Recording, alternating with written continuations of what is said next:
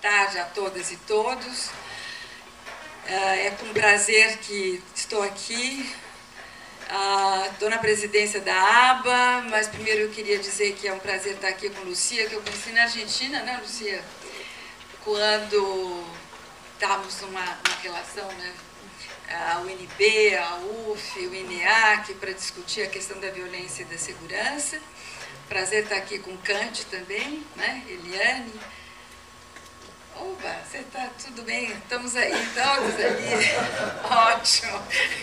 Então, o tempo passa, mas as questões de direitos humanos, elas continuam, e cada vez mais, como dizia a Lucia, numa situação política muito complicada, que aqui no Rio, Niterói, se vive com uma força muito grande, na medida que ela está plenamente instalada na cidade, mas eu diria que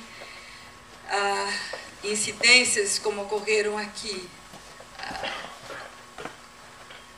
assassinato da Marielle Franco, que abalou o país, nós poderíamos somar o de outras lideranças que eu, como presidente da ABA, recebo muito, que não são só lideranças urbanas, são lideranças rurais, são indígenas, são quilombolas, e são aqueles que são líderes, têm a ideia da liderança, o que implica que, neste momento, além dos conflitos de terra que se acirram, então nós estamos num momento que eu diria em que a violência se acirra, né, em que se fala, inclusive, que a solução da violência é a própria violência, e isso está na fala de alguns candidatos, ou seja, nós estamos num momento não só em que a questão da violência cresce, quanto a questão das narrativas a favor de uma violência quase que desregrada, quase de uma guerra entre guerreiros, né? Eu já escrevi um texto uma vez dizendo que, quem sabe, a ideia dessa ideia do guerreiro urbano, de um ethos guerreiro, não estava tomando muitos jovens que, dentro ou do tráfico ou fora do tráfico, a ideia de que você olha o outro e o outro tem que abaixar os olhos porque está entrando no seu terreno, no seu pedaço. Então, uma violência que cresce, né? Uma violência, como antropóloga que trabalha com as questões de gênero, é uma violência de longa duração, em que eu digo que gênero sempre há. Homens matando homens, você tem um entendimento de uma violência de gênero, na ideia do desafio, o desafio que sabe que o outro é igual, mas que tenta humilhar, mas pensando igual. Então é um desafio constante em que você mata, pelo menos em Brasília, em qualquer lugar, num bar, inimigos ou amigos, são facilmente, às vezes, na primeira vez. Portanto, é um homicídio que cresce, o homicídio que os nossos dados dizem que cada vez mais são jovens negros que morrem. Então, essa longa duração parece de que você tinha uma ideia de que, eu acho que grande parte do machismo ele está presente, porque não só para o controle das mulheres, mas entre homens, e que o desafio, a coragem, alguma coisa posta como valor. Se vocês pensam isso, a organização social, desemprego, tráfico de drogas, criminalidade organizada, política altamente competitiva e sem muitos limites éticos, nós estamos num momento de um avanço muito grande da questão da violência. Então, esse é um lugar que eu pensei que provavelmente seria importante pensar aqui o Rio, né, em que a violência urbana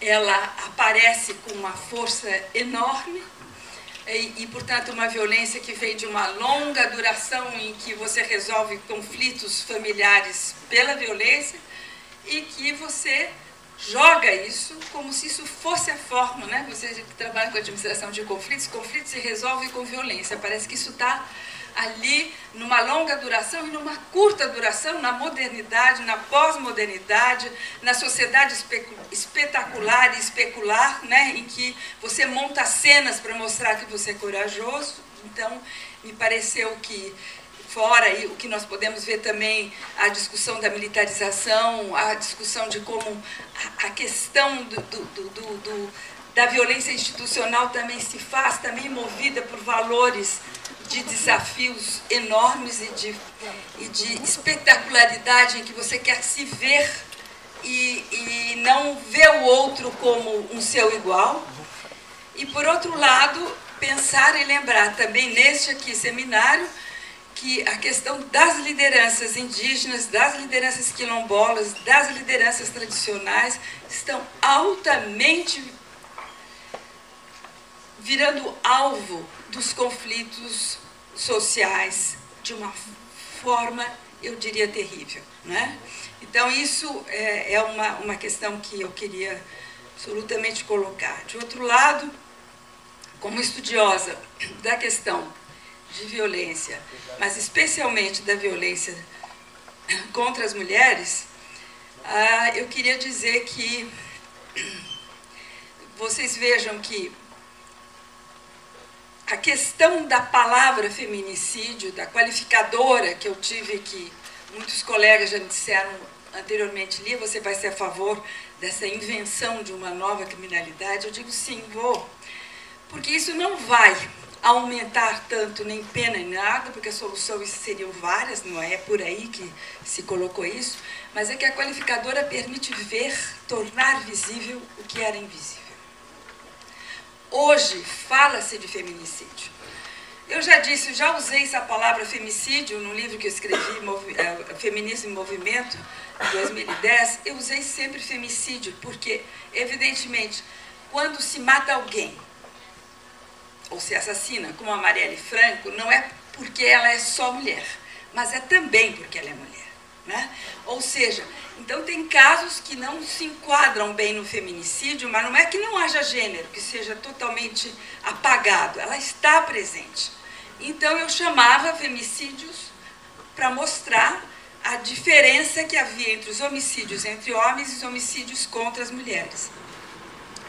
Mas a ideia da palavra feminicídio, toda essa revolução que nós fizemos, ela tem um efeito positivo porque ele se torna visível. Torna-se visível e porque se dá um tipo de violência que é distinta, que é uma violência do controle. Não é mais o desafio. É você considerar a outra inferior, teimosa, não sabe o que faz, etc. Ou vagabunda, piranha. Então, se nas pesquisas que eu faço sobre a Lei Maria da Penha, não é só chamar de vadia piranha, é chamar de não sabe o que faz, é teimosa, educa mal o filho, tinha que levar para o hospital, não levou, e ele também foi para o bar. Dei um soco nela, ela saiu, voltou, dei um soco. Se fosse homem, se daria um soco, aí eu não daria, não, mas nela eu dou. Ou seja, toda uma ideia de controle. A ideia é absolutamente controle. Claro que no desafio entre homens também há humilhação, mas é um desafio que se propõe iguais, mas se quer, então, humilhar, dizer eu sou mais que o outro. Com as mulheres, em geral, essa violência é uma violência de controle e de submissão. Tanto é que os feminicídios acontecem no ciclo. Eles não são... Acontecem no bar na primeira vez que briga um amigo ou um inimigo, não. São meses, em geral.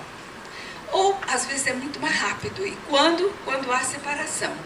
Então, a ideia da separação, se vocês olharem nos feminicídios que têm ocorrido, geralmente é logo depois da separação ou ameaça da separação, né? Então, se pergunta por que as mulheres às vezes temem ao sair de uma relação de violência, elas temem profundamente, porque ao se separarem, né, como nos anos 70 se imaginava, por que não sai, aí acaba com a relação.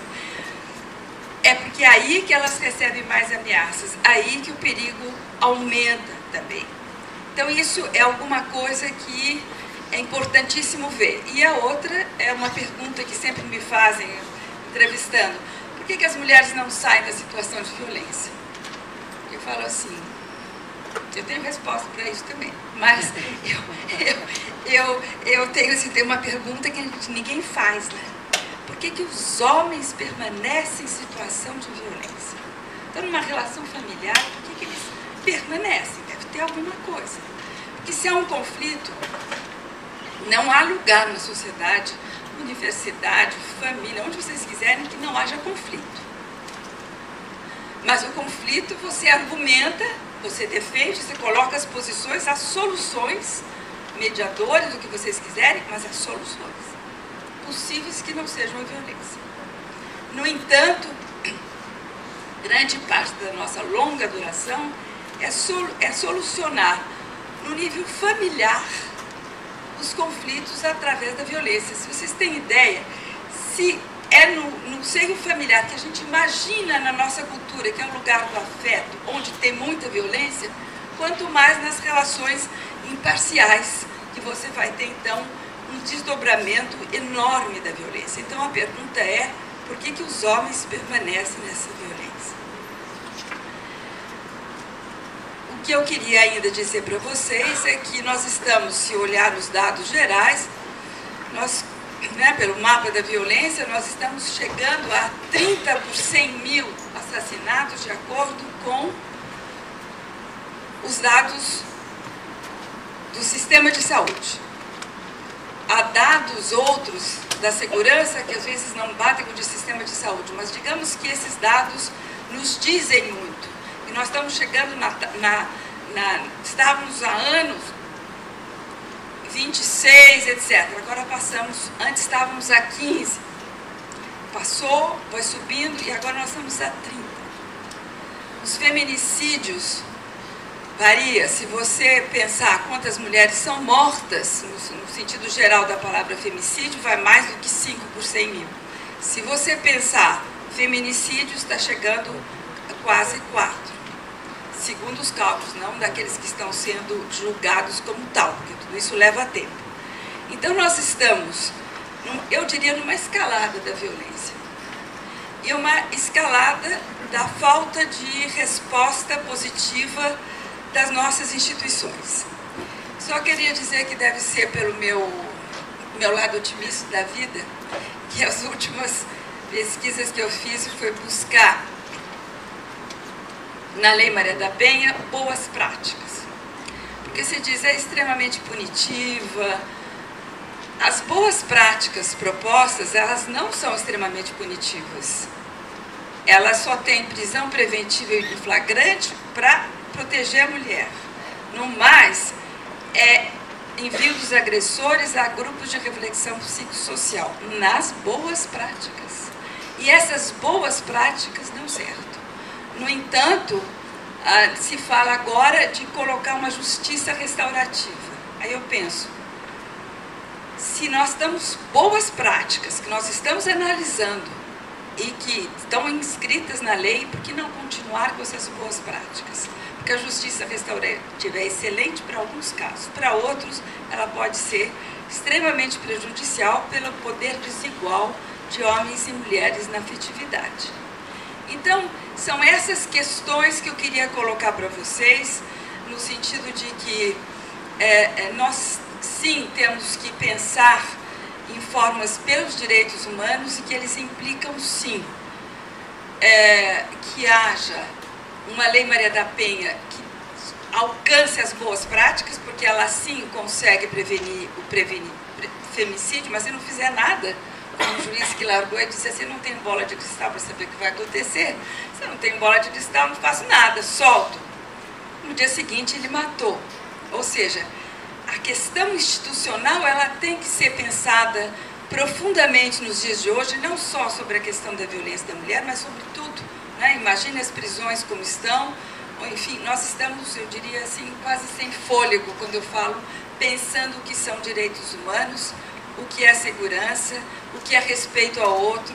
Então, considero que esse seminário é de suma importância e e que me toca a mim pessoalmente, porque é uma questão que eu trabalho com violência, medo urbano e a questão também da violência institucional, mas também tem outro lado, quando eu vou atrás das boas práticas. Então, tá bom.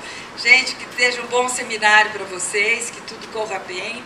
Eu agradeço a sua presença, agradeço também a que nós, na diretoria da ABA, quando pensamos em assumir a Associação Brasileira de Antropologia, nós assumimos a ideia dos direitos humanos, a ideia da defesa dos direitos fundamentais, a ideia de uma antropologia em ação, especialmente neste ano em que nós estamos comemorando, ou vamos comemorar logo mais, os 30 anos da Constituição do Brasil, Constituição essa que está sendo revista, às vezes mal falada, e que é absolutamente importante, porque é o lugar em que se fala na igualdade de gênero, nos direitos à diversidade,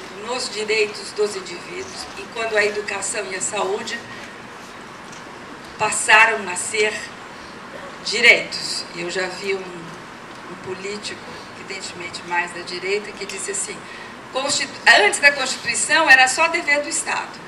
Depois da Constituição houve uma mudança, virou direito. Aí que a coisa complicou. E é isso que nós temos que defender. O lado da Constituição cidadã dos direitos humanos. Obrigada.